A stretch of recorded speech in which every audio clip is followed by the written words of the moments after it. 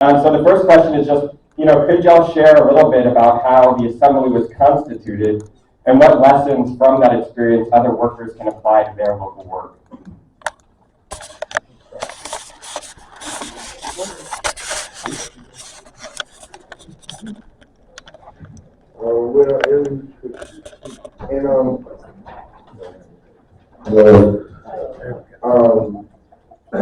In 2017, it was basically raise up, UE 150,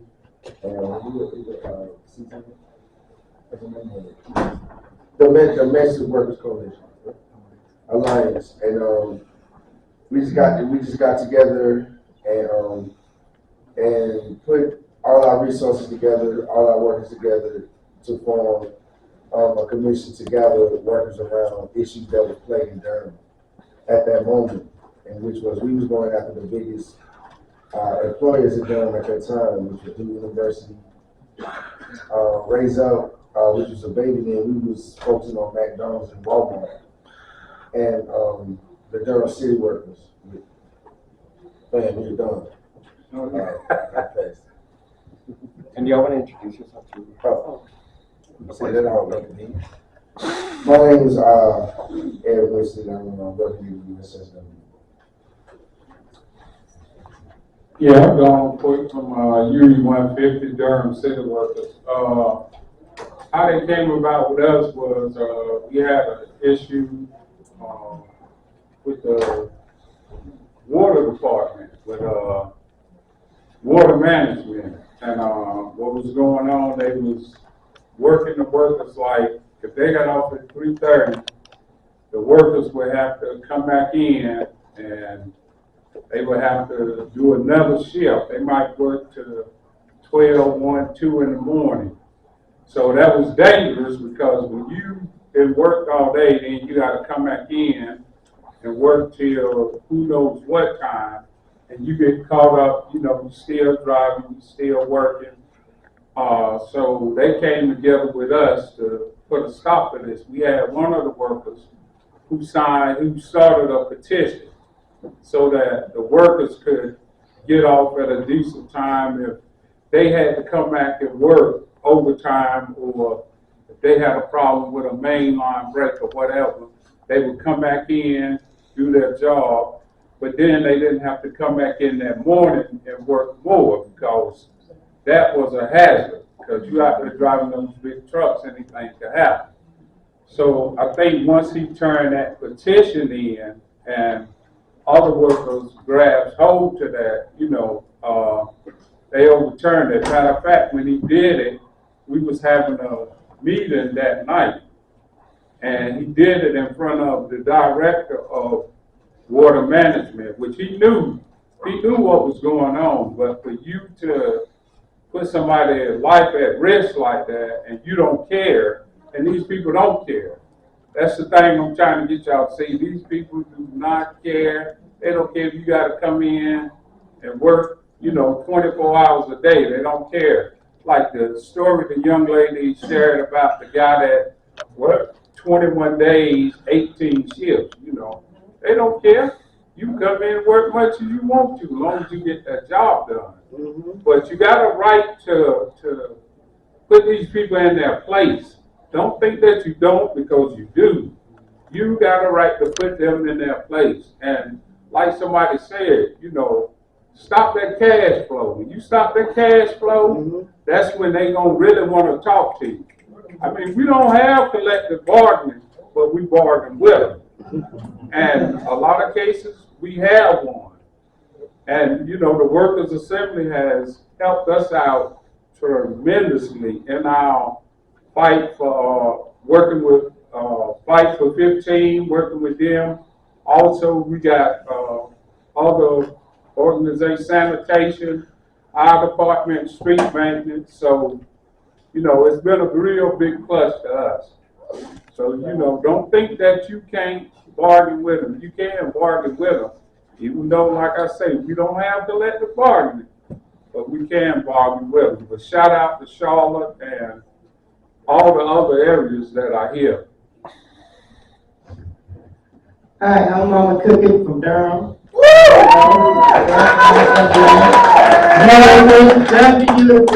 Out here.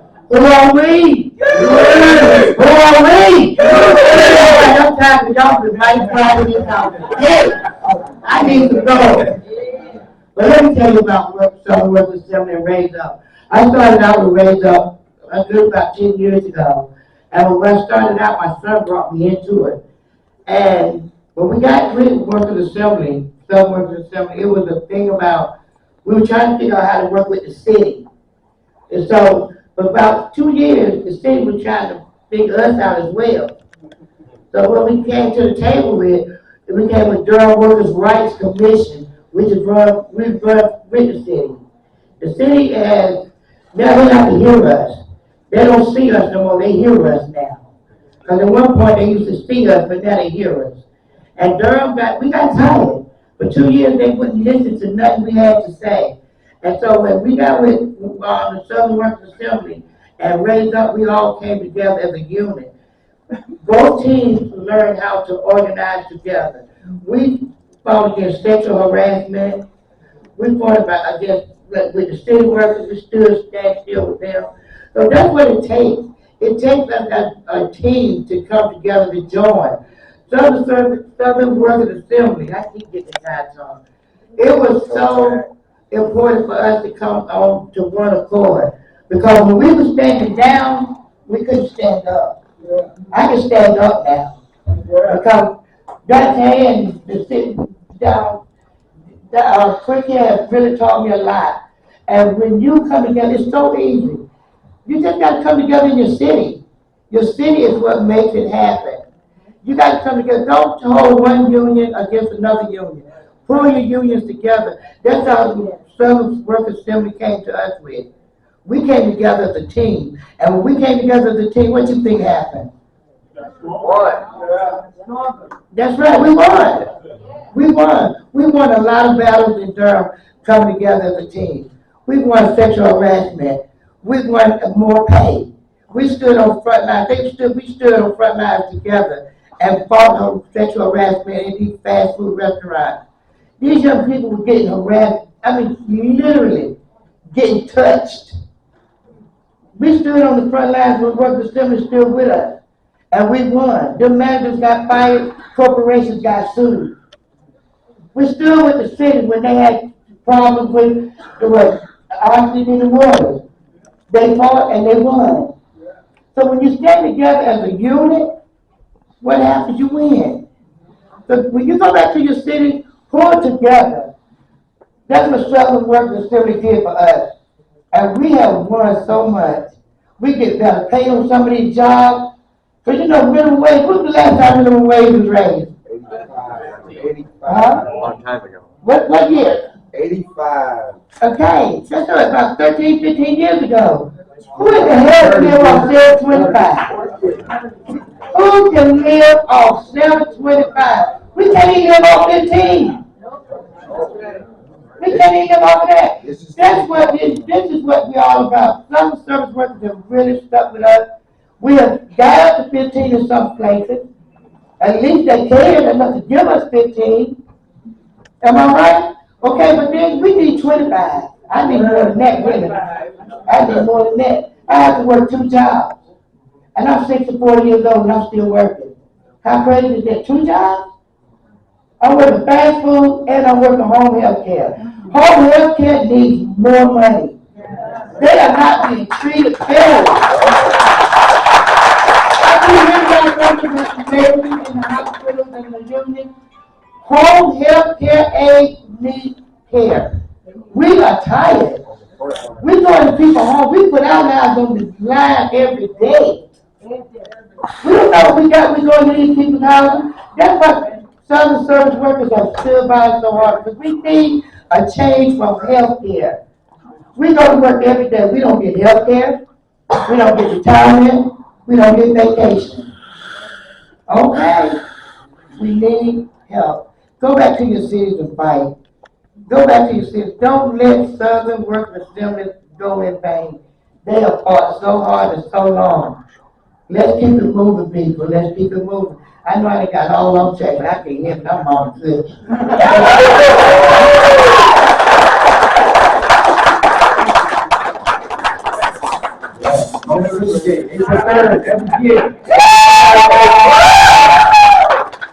We celebrate our work week, especially on Christmas Drive, and we force the city to do as well, and our employers. So yeah, like Eric was saying, it was actually around the municipal election in 2016, and as city workers, right, we don't just approach the city, for electoral politics, right? We approach the city because that's the city workers' boss, right? And we're fighting our boss. And so we were starting to have conversations in the emergence of the Fight for 15 and the domestic workers, and we looked at all each other and said, we need a black workers political program, because the city workers are majority black, of course, fast food, and medium and black domestic workers. So we organized a candidate forum on the basis of the 3 black worker organizations saying, what are you going to do for black workers in our city? Right? That was the basis of it, right? They all came, right? And we, workers spoke, we laid out a bunch of demands. One of the things was the formation of a commission, right? And we kind of, and afterwards we were like, damn, we got a lot of power in this room. We should maybe keep working together, right? And so that's when we formed, on King Day of 2017, we announced the formation of the Durham Workers Assembly, right? In honor of Dr. King and the work that he did to organize black workers in the South. And like Brother Eric said, one of the first things he did was, well, let's look at the whole economy of Durham. Let's look at who are the workers of Durham. We found that Duke, right, the largest employer, Walmart, second largest employer, the city, right? And so we said, all right, let's organize them, right? So, and it was, so we started, the ACU had already organized the bus drivers at Duke, we pulled them in. ASME had organized the service workers at Duke, we pulled them in. And at that time, the adjuncts were organizing and the grad workers were organizing at CAU, we pulled them in, right? And so we all linked up as an assembly, said, whatever you're doing, we got your back. And we started immediately doing trainings, right? Organizing, had to have an organizing conversation, right? And sent brigades out. We went at all these places. We went to, we went to bus stations to catch domestic workers. We went to, one of the first places we went was at the food line. It's like the working class centers where workers are leafleting and identifying where you work. And then we put people into different sectors in the organizations and plug them in, right?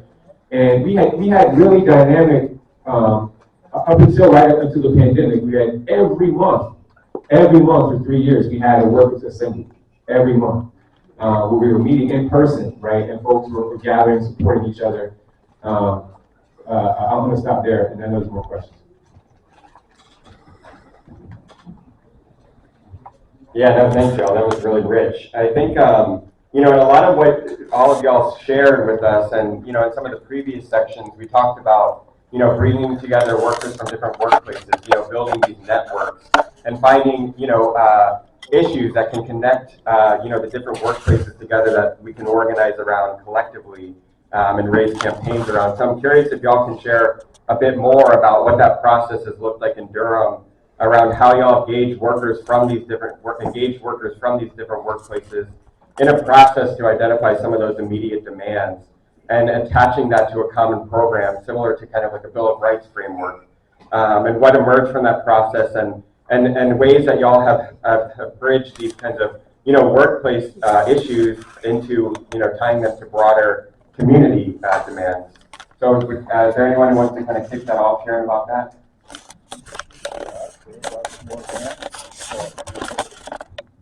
Yeah, I know with us, like public works and water management with the city, we all in one facility. So we got together with some water management guys, and we started, talking to them about what was going on. And like I said before, they was talking about the late hours that they would have to work, and when the main line breaks or something going on, they got to come back in. I was like, man, this is crazy, man. I said, we get off at 3:30. Y'all should have to come in and stay like that. Then the next morning they wanted them right back on the job. And these guys got time.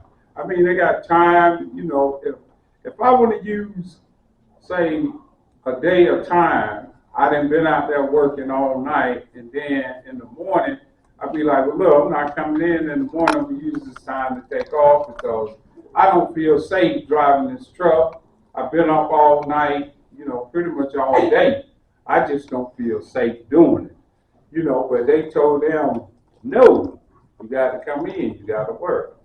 So we got together with them, and like I said, we turned the petition in, and things started to turn around, you know. So these guys, they was like, man, y'all doing some things. I was like, yeah, we all can do some things if we all come together.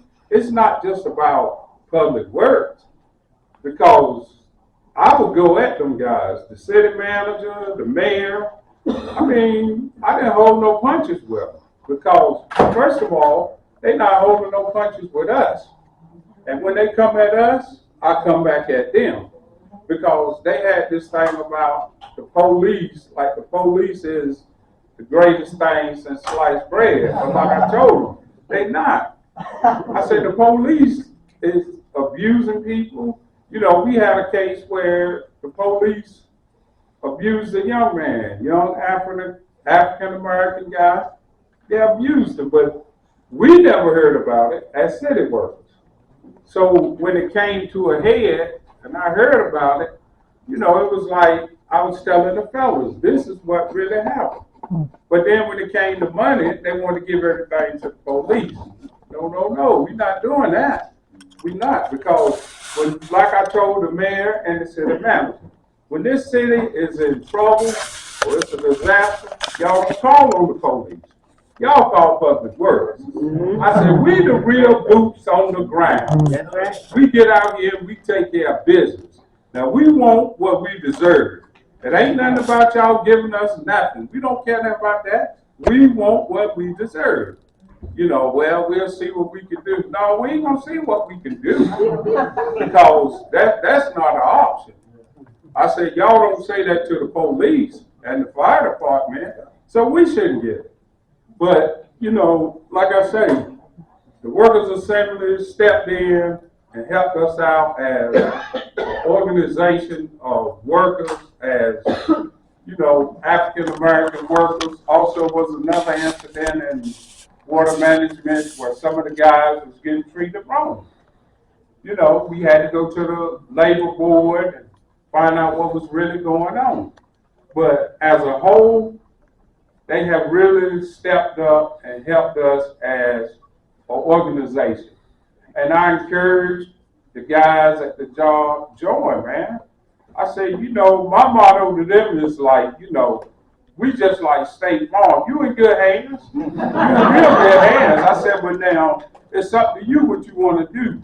But they cry about the dues. Ain't no need to cry about the dues. We got the cheapest dues there is, don't we? Yeah, we got the cheapest dues, but, you know, like I say, you're in good hands, but don't think every time you get in something, you can just run to us. We had an incident where, see, I don't work for water management, but I was with them. I understood their struggle. We had an incident where some guys got robbed. They went to do unclog a sewage drain it was. I think it was about 4 of them. And these guys got robbed. I mean, got guns pointed in their face like, give it up. If you don't give it up, you're going down. Yeah. And it ain't just Durham. Right. So one of the guys, he was with us. And, you know, he was willing to tell his story. Well, he told his story. But when we went, you know, the Workers Assembly and the union, we went to, you know, the mayor, city council, all that. What are y'all gonna do about this? And it was like, what can we do about it? What can you do about it? These people that risk their lives so you can have decent water to flow in your home. And you talking about what can you do about it? I said, this is just foolishness. It's foolishness. So my advice to them is, we need to do something to get these guys from off the street. Now, if it's not a city emergency or it's blocking the roadway or whatnot, it don't need to be. It can wait until the morning. Till the sun come up. You know, they'll be all right. Won't be the first time, I'm quite sure. But, you know, as like I say, the Workers Assembly, they work with us. They got some things done, and we still working together with them now. So, you know, that's just one of the stories. Durham ain't the only city that's having issues. Let's not take it there. I love my city. I ain't gonna never leave it. I'm stand strong with it. But another way that we do a lot with Southern Workers Assembly is that we go out, we do leaflets. We leaf out to people, we talk to people, we go to these jobs, we work with people. That's how we get a lot of our people in to do what we, you know, like to do these actions. We go in these stores, we do actions. There's a way a lot of stuff gets done. You gotta go out and touch the people. You can't just sit back and just think they're gonna come to you.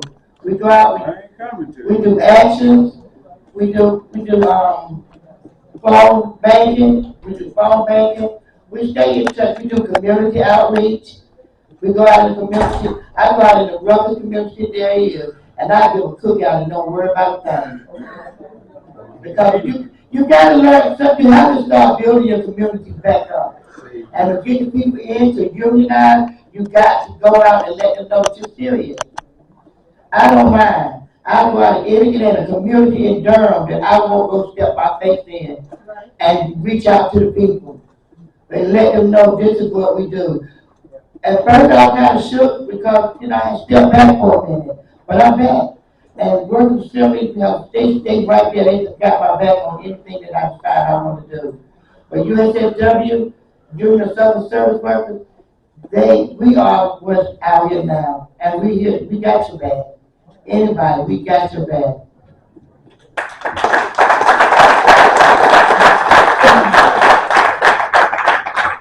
One of the things we did from the very beginning of establishing the Durham Workers Assembly is we made sure to center the struggles of the workers. It sounds obvious, right? But at the beginning of every meeting, we had speak bitterness, right? Where we had at least one, if not two, different worker organizations speak about the current struggles they were in, right? To ground us in our meeting, and also so that we could identify and keep up with the conditions and the struggles that workers are going through, not just so that we could show up and be in solidarity with them, but that it opens the opportunity for other workers to say, oh, that's going on in my workplace too. Oh, mine too. Me over here too. So after having almost about a year and a half, 2 years of assemblies where we had speak bitterness, where workers were speaking out, we'd show up at people's workplaces, whether it's regions or actions. We identified that there was 3 major areas that came up time and time again in these speak bitternesses, right? The first issue was sexual harassment, right? Where folks were coming out talking about all kinds of sexual harassment in fast food, domestic workers, city workers, folks, grad workers, and we also identified wage theft, right? There was systematic wage theft happening around. And then thirdly, we identified that there was a lot of problems with fair scheduling, right? So what we did was we created, over the next 6 months or so, every assembly, we dug into those issues, right? And we had workers identify how that impacts them in their workplace, identify co-workers that might be identified that they can talk to. But one of the first things we did, dealing with just talking on the fair scheduling piece, is we said, go to your workplace and get your policy, right? It brings the struggle back into the workplace. It gives the workers something specific to do, right? And McDonald's workers were like, I've never seen my policy before, right? Some of the domestic workers were like, I don't think they have written policies where I work, right? And so they do, but they ain't gonna show up to you until you demand them, right? It sounds basic, but if you don't know the work rules, what the manager's doing, you're gonna get ruined every time, right? They're gonna bamboozle you every time. So we said, demand the policy. Bring it to the workers assembly. Let's look at it. Let's study the differences. Let's study maybe something that's good the other person has, and then bring it back to work and have little, guys always said, lunch and learn, right? Lunch and learn. Have lunch meetings, right, with the policy. We did that. And we identified some things that we could improve in some of the workplaces, right? That's what Don was getting to. The city workers said, we need to be paid for daily overtime, right? I've been working this crazy overtime through the night. I'm tired. I might sleep in the next day. And then I don't get paid overtime because I did the right thing and slept. So I had to drive this heavy equipment all tired. After supporting this campaign of these workers who marched on the boss, we did a petition, we went out and beat it and helped broaden it out, put pressure on them, they won, right? Fast food workers were saying, oh yeah, why don't you talk about, when did that come up? Vicky, you mentioned it in our conversation. When did this start? Or Eric, we'll talk about, when did this scheduling issue start for y'all? Really, the scheduling issue was definitely the beginning. It was after our first strike, 2014, and that's when it came up. It was preferably like in overnight, places like Waffle House. They would schedule people consecutive 10-hour shifts, 5-6 days. No security at night. Y'all know how Waffle House is. You can go in there and kill somebody, and they'll still be open. They won't close the doors. But they declare Waffle House a disaster area during, like, when bad weather comes. But you don't want to protect the workers or, and then it was mostly scheduling women in there. You know what I'm saying? Just keeping it honest. You know what I'm saying? And we gathered around that, and then what Workers Assembly taught us to do is that, especially with black workers in Durham, that we have a voice. And then we put all our voices together, we shout instead of whispering. And you know what I'm saying? And that's what you need to take back to your cities, man, is that it's a power in numbers. You can't do it by yourself, so don't try. Allocation resources, I think that's what it's about. Gaining resources, making relationships, useful relationships that can help your cause. You know what I'm saying? Because bigger than you. So just take back to your city and, get ready.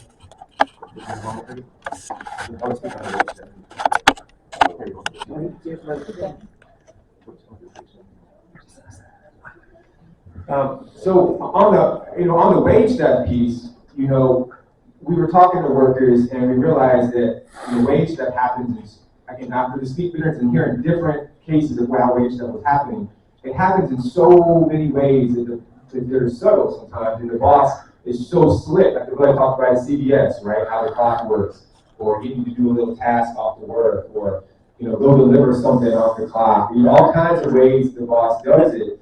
To steal your wages, and so we realized we really need to do more training, on this issue, and we were talking about it publicly, right? We were talking about it on our social media. We were talking about it, in our leaflets. We were talking about it in our meetings, and through this, it came to us. There was a group of Latinx cleaners that were actually a community organization called Sierra was organizing, and they came to us, right? And they said, these were workers who, when they built a new apartment complex, there's all this dust and debris after they build it, and the cleaners come in and clean it up.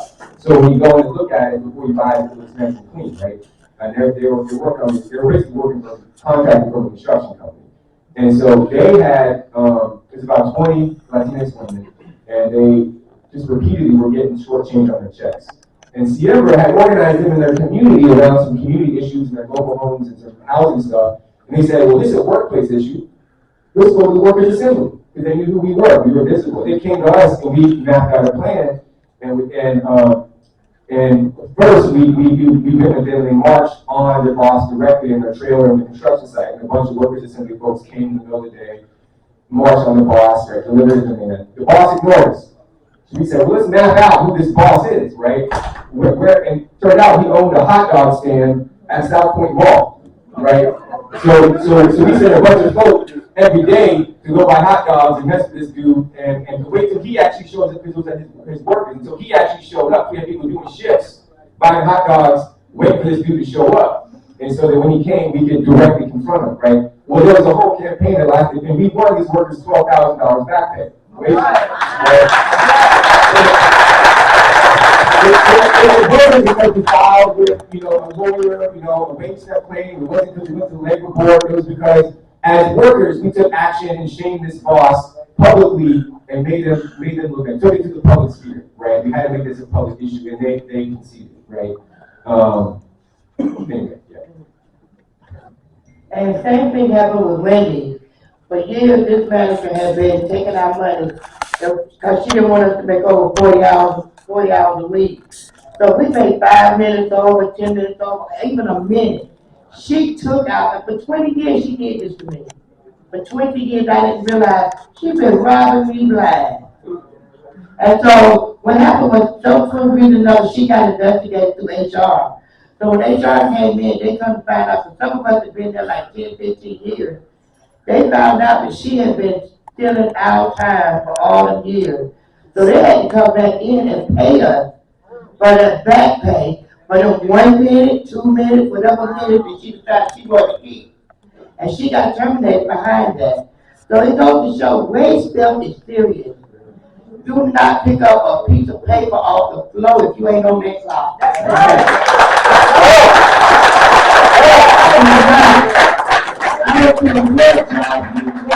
You work in the railroad, don't even touch a button, push that train to go. Don't do it, because that's wage theft. Wage theft is wage theft any way you look at it. Getting food, getting dressed, putting on work shoes, that's work time. When you're getting ready to go to the job, that's work time. You're paying for that. Time walking from the clock on, getting dressed, getting your equipment, and walking to your workstation. That's clock time. That's right. That's wage time. As soon as you walk on the property. That's right. Clock. Sure.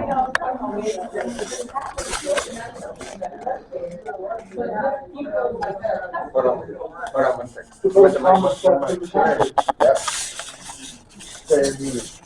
The most common theft in the country. Yep. More than shoplifting, or 10 times the shoplifting. Yeah, I was gonna say, it is one of the common things, but it doesn't also happen to like employees, but also customers.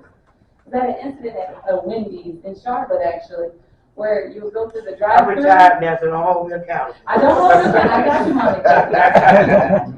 But the guy, one of the managers that was working in the drive-thru, thought I wouldn't notice, because apparently a lot of customers were complaining that they were scamming people. So there was a specific Wendy's that's down the street from where we all live.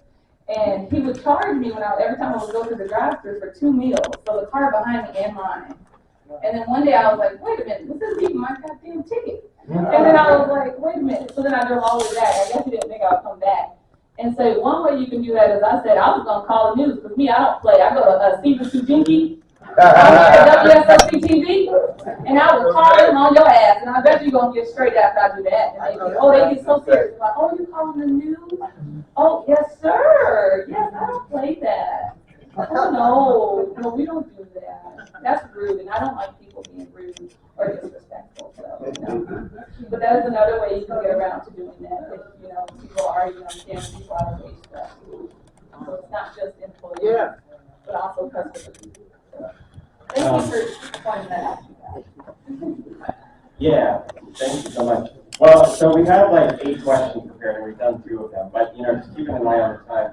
Why don't we, unless there's anything else that y'all want to share to kind of sum up the experience, why don't we open it up for other comments and questions that folks have?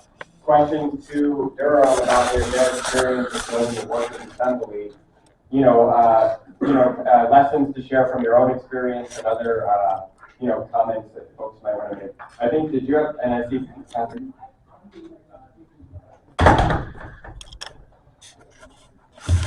Hi, my name is Diane Matthews, and I'm from Atlanta.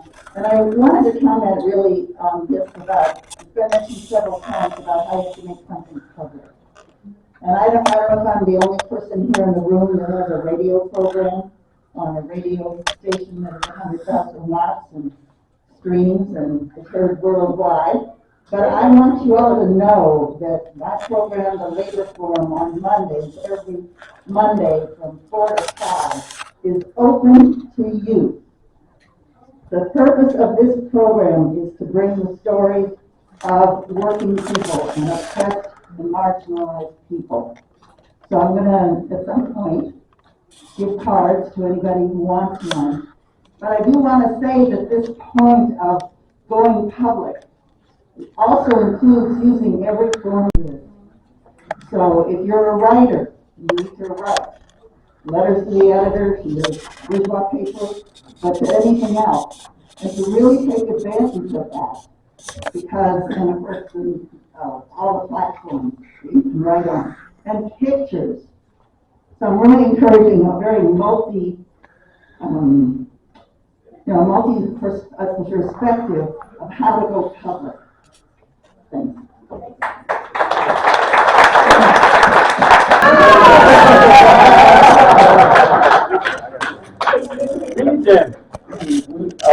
Exactly. First of all, it's this is a family. You know what I'm saying? So when you come to these meetings, they no strangers. You know what I'm saying? If you're gonna stand beside me and on the front lines of war, I'm gonna treat you like my brother. You know what I'm saying? And that's what this movement is about. It's about love.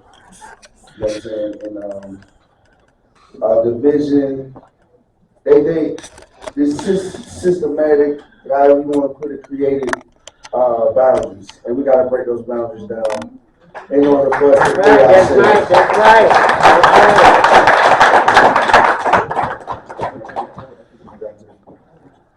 right. I just learned the hood. I didn't feel the word when you walk in the building. See, listen. Ain't nothing like a mama cookie hug. And John mentioned food. One of the things that we did in every assembly was we had dinner, right? And so what we did was there was 4 main organizations that really anchored the assembly, which was the Durham City Workers Union, the D150, Viper 15, the National Domestic Workers Union of Black, and the North Carolina AFL-CIO, right? They were really into it. And so every meeting we would rotate, one group would sponsor and buy dinner, right? So every 4 months your organization would have to pay for dinner. But we really made sure that was an important piece of it. And I know this sounds plain, but it's having a tight-knit core of people that are committed to the project of building an assembly. Right? We all got our own workplace organizations that we want to build, and it takes a lot of time and energy outside of our 40, 50, 60-hour jobs, right? But we had to have a tight group of folk that really stayed on making sure the assemblies happened every month, right? So really committing yourself to this as a priority project in your local area. If you think it's necessary. If we leave here, we're like, that's a nice idea, but I got a lot of stuff I'm doing. We have to make it a priority. We have to make building the local workers assembly a critical task. We think it's a necessary task if we're going to organize the South. So really looking at assessing what are all the things that we're doing and saying, I'm going to make the workers assembly a major priority. We had to have a group of about 6 or 7 people that really made it an issue that they were going to focus on, right? Some of those folks a couple years later fell off and other people came in. But we had a strong core group that was balanced up between our different organizations that could represent our members. And it was not just staff, it was also workers, right? It was important that we had, at least every organization had, if it had a staff, it had to have a member, but every organization would have a member, right? So it wasn't just staff. And that was a struggle. Right? But we had to make sure that we did it that way. So I see Don. Okay, so why don't we just go down like this? I just want to thank the organizing committee for this Workers' School and choosing to focus on the Durham People's Assembly, because yes, there are other workers' assemblies in North Carolina and elsewhere, but the Durham Assembly is, I don't know how to explain it. It's just they've set a good example. And one of the things that sort of runs through what they were talking about is that in addition to being welcoming and having people who are dedicated to the idea and believing they can make it happen and being in place when it was necessary,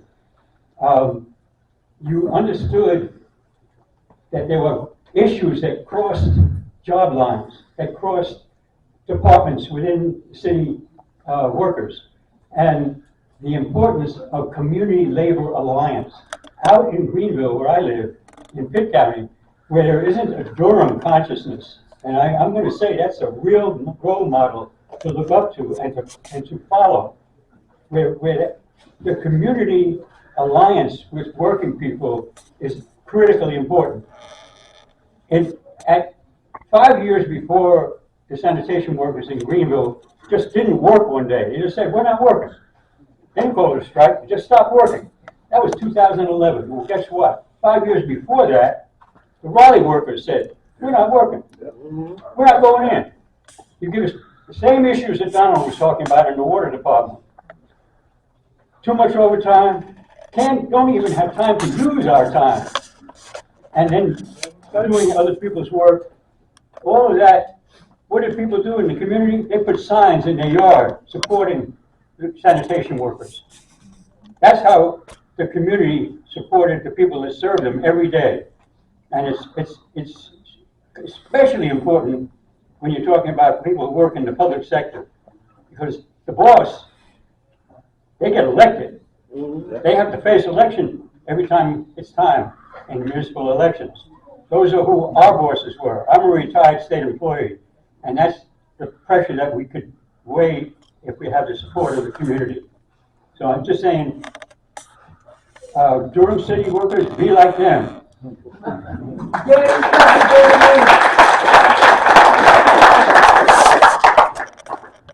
I just wanted to share something really quickly in case this is to reach any unionized workers like myself. Like the biggest piece of advice I guess I could give as in response to like the conversation we had earlier about like wage stuff is like I know like my target handbook like inside and out, because like a lot of times it feels like as somebody who hasn't unionized yet, it's like the only thing that's standing between me and like something unjust happening to me. And like as it relates to like wage stuff, there is a section in our handbook where any communication outside of work other than scheduling actually needs to be documented as like paid time worked.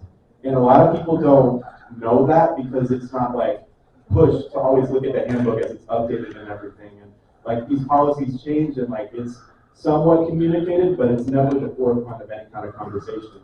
And I think that until we can find better protections by organizing our labor, especially as private sector workers, that's always been the biggest help for me at least. But actually, you say you get the handbook from your job? Yeah, it's online. It's available. How many jobs offer them handbooks and they just have you sign now and don't even try to let you give time to read? They tell you, oh, you got to do this right now. Oh, yeah, how many people have a handbook and know their rights on the job? I've told people, like I've told that's you. But you got to tell the people that don't know. Yeah. They need to know that they have rights. Handbook need to be handed out from us to these people so they'll know their rights in their city. Yeah. Not them jobs, but from the people. Yeah, and I tell my coworkers that all the time. I'm like, did you know the new handbook came out? Are you gonna go read it? And I'm the only one who's there reading the whole thing for like 30 minutes. And they're like, what are you doing? I'm literally like familiarizing myself with everything. And then the Patrick, and then Yeah, so somebody earlier from over here, I can't remember exactly who was talking about it. They were talking about how there's a whole lot of like immigrant laborers in now, and they're especially exploited on, a whole second front, just on on basis of not being full citizens yet. So, you know, like we're talking about how can we talk to people, get friendly with people. You had brought up like how do we increase that friendly atmosphere? And again, at least for me, like you got to go to those places where those workers are going. You know, these immigrants, they have clubs, they have places they go to, restaurants, community centers. I mean, myself, I learned a whole deal about Indian culture and history in the past year. You know, I didn't know anything about Indian culture or dances or anything like that. But, you know, I've been going to this stuff because those are the people most affected in my community. Those are the people who are getting treated like slaves in my community. And I'm going there, you know, and not only is it, we're building these relations, we're dismantling this like colonial, this imperial mindset that we have with these people. So I think that, like, you know, to your question, like, how do we make it like a more friendly, like, atmosphere? Like, how do we make it more welcoming? We got to go to them. We got to go to their place and show them that we're trustworthy. Show them that we are friends with them, that we can be friends. You know, it's like in any kind of form of a ship, relationship, friendship, you gotta play your part. You know, and if everybody play their part, we all run just like a well-oiled machine, you know. So everybody had their due diligence to bring their people, educate their people. You know what I'm saying? And once we did that, and you know, nobody, you know, tried to run things, but just do what they could do within their area and worry about their area, and let the next man worry about his area, his people, his area. You know, that's when we all came together. You know what I'm saying? Everybody had a common purpose, no ulterior motives. You know, and it was just, one team, one goal. You know, one of my favorite movies, Drumline, One Band, One Song. That's right. You know. Yeah, so we just had a coordinating committee that was between 6 and 9 people at different times. Sorry, I'm just making sure I got it. You're good. So, and it was really a collective effort. And we collectively would set the agendas for the assemblies. We would collectively rotate who was covering dinner. There wasn't much of a division of labor, other than that there was a steering committee that like made sure to pull the assemblies together, set the agendas. And we always made sure that, like I mentioned, the seed bitterness was important, but that we also had time to talk about what are we collectively doing, what are we planning next in terms of either talking about the fair scheduling campaign or talking about the trainings we need or what are the workplaces we're going to leaflet. So we made sure we had those components, and so we didn't lose sight of both, like, what do the individual workers bring to this meeting in terms of their conditions that we can all learn from, and also what are we collectively doing together. So we had both of those elements in every assembly, which is really important.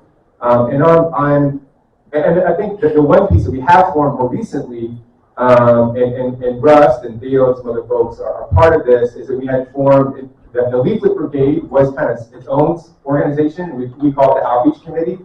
And we've really been focusing on Amazon for a couple of years now, right? So there's an outreach committee which kind of has a life of its own, which is a leaflet brigade, which we leafleted a bunch of places, but really right now it's been leafleting Amazon, right? So the outreach committee kind of was its own, the leaflet brigade kind of was its own standing piece, and they report back at our assemblies, right? Who are they talking to, phone banking. And we try to pull members into helping with phone banking, follow up, or to come out when we do a leaflet. But there is a group that's like the main division that kind of is in charge of keeping us out in front of the workplaces doing leaflets. That's like the only kind of other subcommittee that we have. We might have had others, I can't recall at the moment. But and then on your question, yes, we actually did have the folks in the 4 groups officially represent on the steering committee their organizations. So they went back to their organization, said, our organization needs to be in this space. We need to bring our members. Can we have a representative on the steering committee? And got buy-in from their organization, right? I forget, Carlos, we had back and forth with the teachers. Y'all went back, right? The two of y'all, you and Joe, went back to TAE and got checked in. Not officially yet. Not officially, okay, yeah. Yeah, so some folks, like the teacher folks that were on the right, we had, I think, had conversations with lots of layers, but they got new leadership now, so we're hopeful in Durham. But certainly the core group organizations did officially kind of bring it, and then we would make sure that we brought it to our membership meetings to recruit folks from those organizations to attend and participate in the assemblies themselves, right? So it was more of like an official, for a lot of, not all groups, but for a lot of groups, like a buy-in from those workplace organizations. All the established unions, but their rank and file isn't really activated, and it's usually union leaders making these decisions. How do you think that the worker assembly can tap into these rank and file members and help them, I guess, win back their union from their union leaders? So I guess that's a big issue that happens a lot where I'm from, in the Bay Area, is that it's very controlled by the union leaders, and our rank and file isn't really engaged, despite having a very high membership. Our rank and file doesn't, you know, get involved with much of the stuff in the decisions that we make. So, like, I guess, how do you think that the Workers' Assembly can, I guess, try to, I don't know, I hate to use the word like infiltrate these established unions and get rank and file members back into like making decisions regarding our work. I guess an example is like the SEIU and stuff. Yeah, absolutely.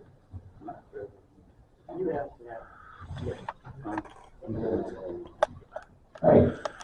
You mentioned earlier that in your fight in Durham, you took the fight to the mayor and the city manager. So two City council also. So I've experienced because I'm a temp with my county government, but I've also experienced in private sector work this issue of when confronting a manager or a boss, they pass the buck and say, actually, this issue isn't something I can resolve, it's up to somebody else. And sometimes that's true, and sometimes it's a lie. In your experience, if you experienced that, how did you disentangle those issues of the people you're trying to pin down in this fight, whether it be city council, city manager, the mayor? How do you pin them down and fight them directly, or basically maintain multiple fronts in this fight?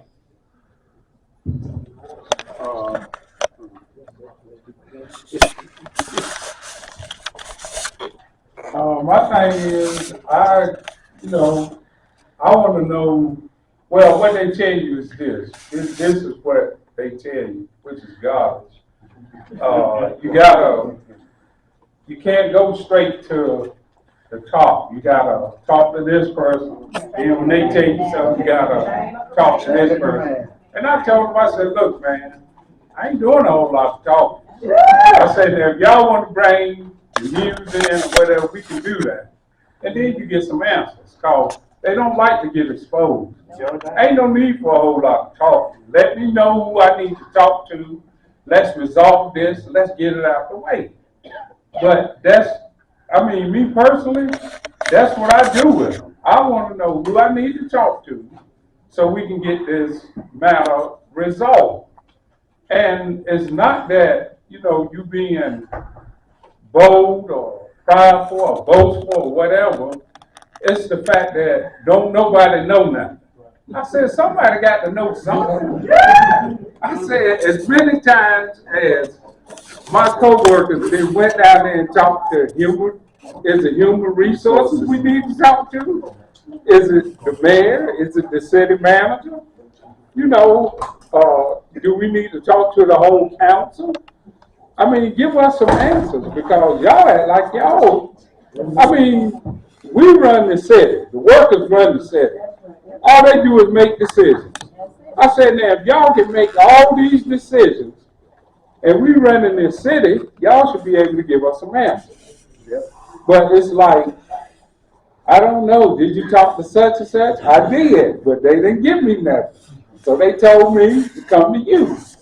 And it's like how you put it, it's like a twofold game. And you gotta, I don't know who you talk to, you gotta go to this person, go to that.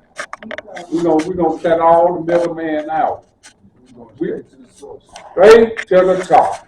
That's who I want to talk to. And like now, we got this meeting confirmed with the city manager that we talked to her, matter of fact, last week before last, we just had a meeting with her. And to all my co-workers, stop worrying about what they're gonna do to you if you join the union. We getting that etched in stone. It's not a problem. You know, and they be scared to say something or stand up, but you got rights, man. I said, you got that big handbook, know what your rights are. You know, and understand, they can't touch you. Yeah, we got a union, you can join.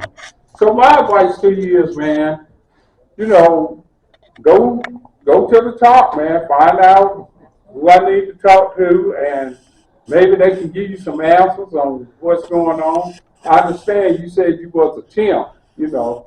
I don't know how long y'all process is for temporary people. I know with us, I think they hire them guys like maybe a year and a half, but they have to work for the temp agency for so long and then they become permanent. So yeah, just talk to who you need to talk to, man. Don't be scared of them. Go to them. And we're done, so, you know, that's part of like mapping out the work.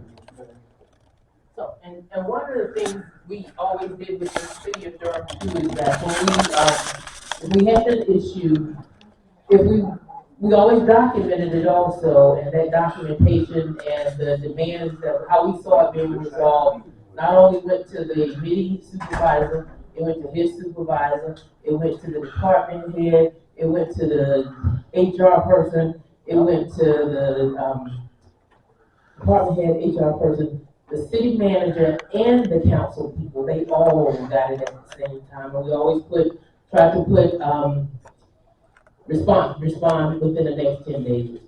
So nobody could really slide around and say they didn't know, because everybody got it. Everybody knows. They know. Yeah, and I think as part of just, you know, in the organizing, you know, of the workplace, you need to know for every demand that you have, who is the person lowest down on the totem pole that has the power to make that decision, right? Who's the person closest to the everyday worker that really is the one that can make that decision? It's a person, right? And you don't want to make it this opaque box, this white box that you can never understand. But part of organizing is you just gotta, like John said, don't be scared to ask. You gotta ask, well, who is it, right, that can make the decision about the uniform or about the scheduling or you know, and it's gonna be a different person depending on the issue, right? And you're in every workplace is different. But yeah, and then you got at some point escalate to the top for sure. To the question that the other brother asked around what is the Workers Assembly doing and to support other workers that are in unions that aren't fighting. One example is, you know, with ASCII Local 77 that organizes the general service workers at Duke and Duke University and Duke Hospital. They have been so incredibly frustrated for years and years and years and years and years. When we first started the assembly, none of the workers, even the chief steward, had a copy of their contract. Right? Because that was the first thing we said. Bring a copy of your collective bargaining agreement. Even the chief steward could not get it. Couldn't get it. The housekeepers. Yeah, the housekeepers. And so we have been, as a collective, so we ended up recruiting some students at Duke and training them up to help do outreach to them. And it's been a process of many, I don't know, 6 or 7 years, where we've just been pushing their union. And, you know, students showing up and meeting and asking questions, organizing the workers, but always with, this is very important, always with the piece around, we got to bring it back into the union, right? We're not trying to have them split from their union. We're not trying to talk shit about the union outside or publicly. We got to be really, really careful with that, right? But that we're helping the workers themselves, right, to have some tools to fight inside their union to make their union fight, right? That's what we said. One of our slogans is, if you don't have a union, fight to get one. If you have a union, fight to make it fight, right? And so we have done a lot of work with them. We just at our last meeting, 3 of the service workers were there. They just had an election. They ran a whole slate, and they lost just by a hair from taking over the whole slate. Whether it was fair or not is another question in the election. But but we consistently pushed Yeah, my sister Gloria isn't here, but we just found out that they're cutting all of the workers out, the food service workers' hours this summer. They've been working full time forever, full time. Now they're going to this summer. They're cutting their hours on a rotating basis to be 20 hours one week, 12 the next week, 0 the next week, 40 the next week. And they're rotating them for 2 months this summer in this crazy schedule. Despite the fact that they have a collective bargaining agreement that Article 1, you would think they would need a bargaining agreement. The union signed off on letting them do this, right? Without asking any of the workers. So no, it's not management rights. They actually had a sidebar agreement that the union leadership signed off on without talking to the workers. It actually wasn't their right. Article 1 said that was a negotiable, subject to negotiation. They had to bargain, but they didn't. I mean, they did, but the union leadership didn't. So we've been showing up to the we have a fire other than Mama Cookie, our other all-star, Sister Gloria, whose cousins and everybody works. She knows everybody at her church works somewhere, whether at Amazon or at Duke or somewhere. She got connections everywhere. Yeah, they're locked down. She connected us with some housekeepers here to the chapel. So she walked in there and she knew half the workers in their building, and so we've been meeting with them just recently and helping them formulate their demands, helping them to put together a petition, not to petition the boss, but to first get their union to try to reopen the negotiations. You got to be really delicate with that, though. Right? You got to be really delicate. That's not something we do publicly. That's something we do with the workers and helping them build allies to be able to do that. Dante, it also deals with reforming your union. If it is reforming, you have to start reforming. Yep. That's organizing too. Yeah. You gotta start from the inside. So the duty both to the union and social.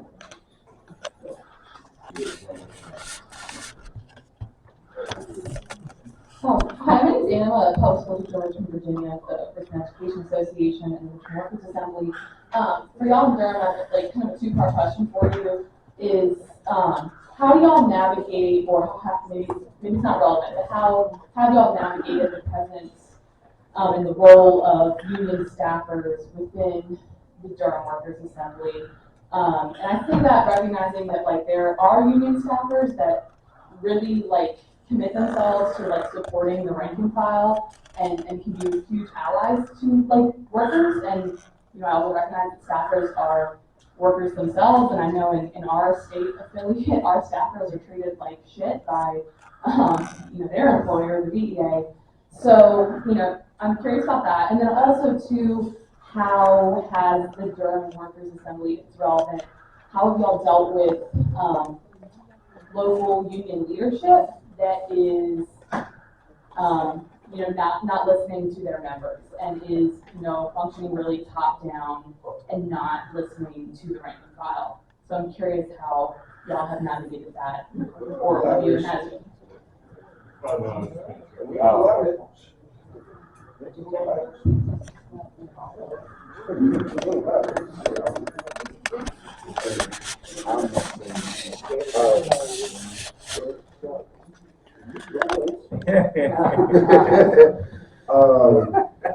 To follow up on Sis' question, we don't allow that shit now. We don't allow no BS coming our way from top down, because at the end of the day, this is our union. We're the workers. We have to treat it as such. You don't let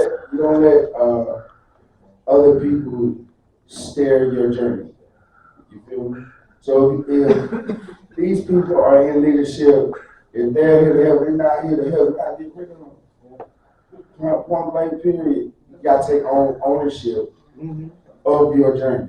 You know what I'm saying? That's all I can say. You know what I'm saying? That's all I can say.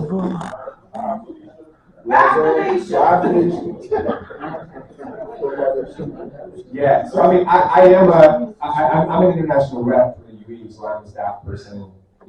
I supervise field organizers. It is a really important question, right? The role of the union staffers, the rank and file. And that's why I said we really try to structure into the steering committee that, if there's a staff of an organization, there's also a member. right? It has equal rights, equal voting rights, and we're collective on the steering committee. That isn't, it's not perfect, right? It was probably that it tends sometimes to be more staff centered than we want in terms of this coordinating committee. But you always got to have that. I think the key piece around that is you always have to have that in front of you. You always cannot forget the question of the rank and file. You always have to remind yourself that it's a real struggle and a real dynamic, and do the best you can, right? I mean, if staff aren't down, they're not going to be part of the workers' assembly period. They're not going to do any extra work, right? So they're not going to be involved in the assembly. They can't stop a worker from participating in the assembly, right? So like in some of the unions, we don't have official buy-in, like the teachers, the ATU, or ALC 77, there are the rank and file that like have been won over to our work over the years that come out, right? And that participate in stuff. And then as rank and file, some of them are elected officers, some of them are not. They'll bring it back to their own members, regardless of what the staff believes. They don't care what the staff, and there's the legal ones can get in their way, right? The members got a right to talk to their coworkers about the work that they're doing, and to remind, encourage folks. But I mean, just by consistently being out there, we've went over, through struggle, through time, the more militant, more visible workers in all local unions. But it's taken many years, right? And it's about building relationships and about being public and all those things. So, transparency.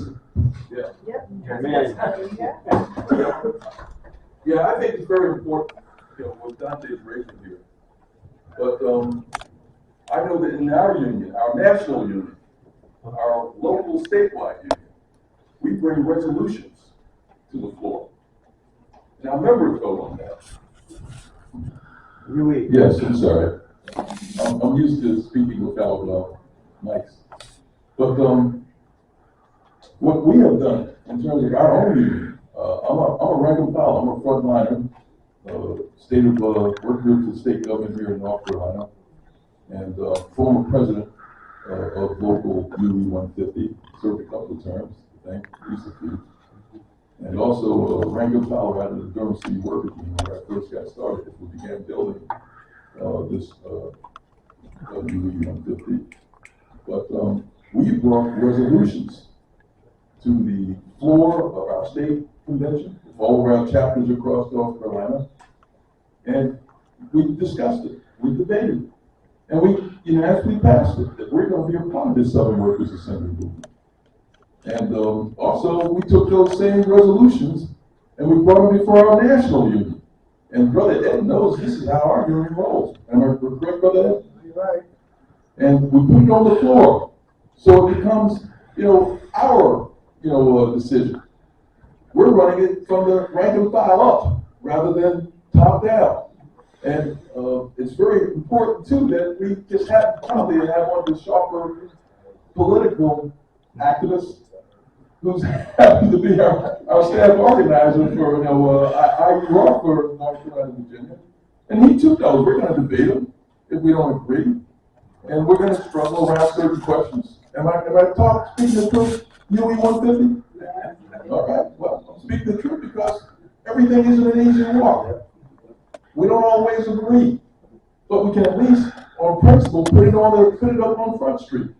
Passing resolutions on our local level, passing them in our local, passing them in our state conventions, Eastern Region, national unions. Pass a resolution, put it on the floor, let members debate it. But that means we got to do what? We got to use that art of democratic persuasion to win people over. And sometimes I know I'm banging head with Dante, but Dante will bang me right back. I mean, look a little bigger, a little thinner, but he'll bang me right back. but that's important. The back and forth, am I correct? Yeah. God knows. It happens in all the work that we do. So really, just to cut it short, I just wanted to say that let's not be afraid to put our strategic vision up front with our unions, with our staff leaders, with our national union. Let's put it up front. Let's discuss why this is so important to us building the kind of movement that we do here in the Southern Region.